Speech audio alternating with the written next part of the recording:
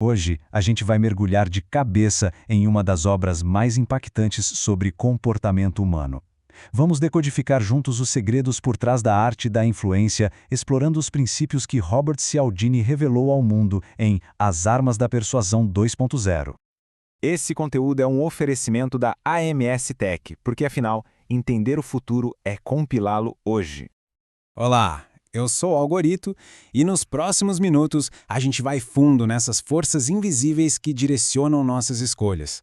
Se o seu trabalho envolve pessoas, negociações ou se simplesmente bate aquela curiosidade de entender por que a gente toma certas decisões, esta análise é, sem dúvida, pra gente. Então, vamos lá. Para começar, a gente precisa entender uma verdade fundamental sobre a nossa mente.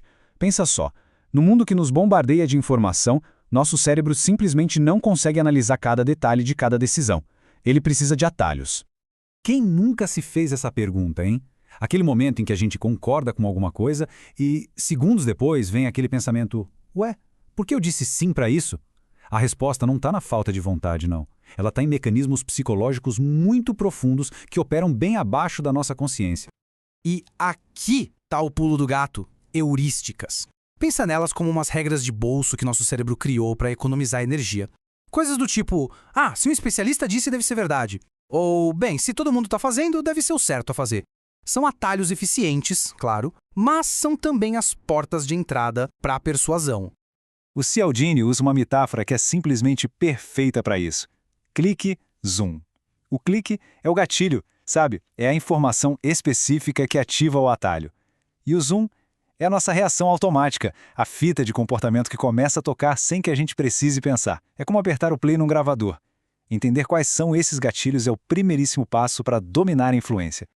E agora, vamos ao arsenal. O Cialdini mapeou os gatilhos mais poderosos e universais que ativam o nosso sim automático. Estas são as famosas armas da persuasão. No total, são 7 princípios universais. 7 chaves que abrem a porta do nosso consentimento.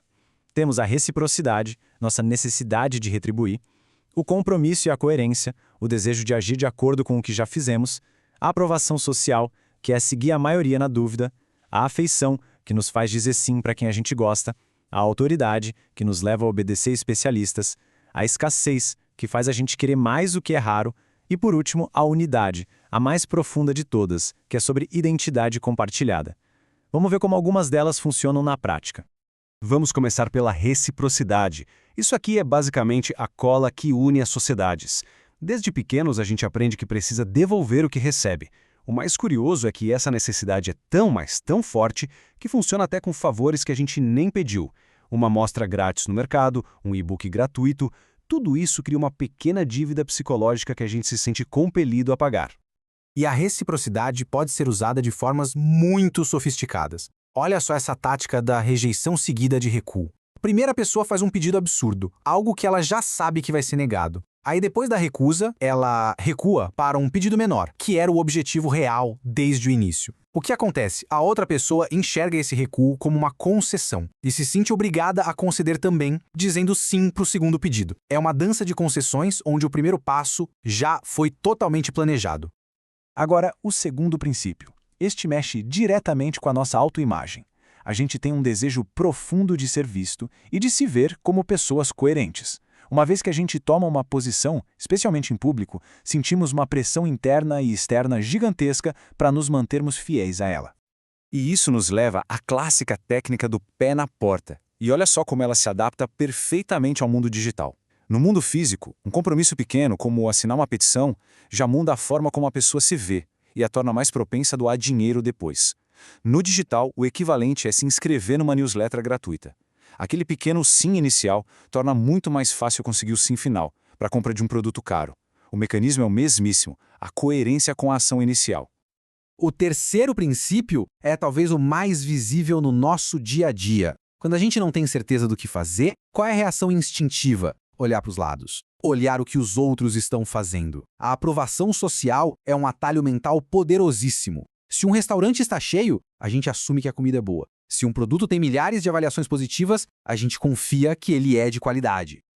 E a própria obra do Cialdini é um exemplo de aprovação social. Dá uma olhada nisso aqui. A edição original, lá de 1984, tinha umas 320 páginas. A versão 2.0, de 2021, mais do que dobrou de tamanho. Esse crescimento não é só de conteúdo, é um reflexo de décadas de novas pesquisas e da relevância gigante que essas ideias continuam tendo. A expansão do livro, por si só, já é uma prova social do seu valor. E essa expansão toda não foi à toa, ela trouxe uma atualização crucial. A inclusão de um 7º princípio, algo que o Cialdini considerou tão fundamental, mas tão fundamental, que mudou a estrutura da obra dele depois de quase 40 anos. O princípio da unidade. Então, o ponto crucial é: qual é a diferença entre afeição, que é um dos princípios clássicos, e a nova unidade? Bem, afeição é sobre gostar de alguém. A gente diz sim para pessoas de quem a gente gosta. Simples. Mas a unidade é muito mais profunda. Não se trata de gostar, se trata de ser. É sobre compartilhar uma identidade. É o sentimento de nós. A unidade aparece nas nossas identidades mais básicas. Nossa família, nossa cidade, nosso time, nossas crenças. Quando alguém apela para essa identidade compartilhada, a persuasão acontece num nível quase instintivo. A lógica é simples e poderosa. Ajudar alguém do nosso grupo não é um favor. É como ajudar a si mesmo. É fortalecer a tribo. Com tanto poder em mãos, a questão mais importante aparece, né? Onde é que a gente traça a linha entre a persuasão ética e a pura manipulação? O próprio Cialdini é muito enfático nisso. A persuasão ética, segundo ele, não cria razões para as pessoas dizerem sim. Ela apenas ilumina as razões que já existem. Se uma pessoa tem autoridade de verdade, é ético destacar isso. Se um produto tem uma escassez genuína, é ético comunicar. O problema começa quando essas percepções são fabricadas. E as consequências da manipulação são severas. Pensa naqueles cronômetros de contagem regressiva em sites que reiniciam toda vez que a página é atualizada. Isso é falsa escassez. No curto prazo, pode até gerar uma venda, mas a longo prazo isso destrói o ativo mais valioso de qualquer negócio, a confiança. O dano à reputação pode ser permanente. Sabendo de tudo isso, como é possível se proteger de ser influenciado contra a própria vontade? O conhecimento desses princípios não serve só para persuadir, mas também para a gente se defender. Cialdini nos oferece um guia prático. O primeiro passo é reconhecer a sensação. Sentir uma pressão repentina, uma urgência para decidir? Isso é um alarme. O corpo está dizendo que um gatilho foi ativado. Nesse momento, tente identificar a arma. É escassez? É autoridade? Em seguida, o passo mais importante. Pause. Respire. Desconecte o piloto automático. E, por fim, separe a pessoa e a tática da oferta em si. A proposta é realmente boa por si só ou ela só parece boa por causa da forma como foi apresentada? E assim a gente chega ao final da nossa análise. O conhecimento dessas ferramentas coloca uma responsabilidade enorme nas nossas mãos.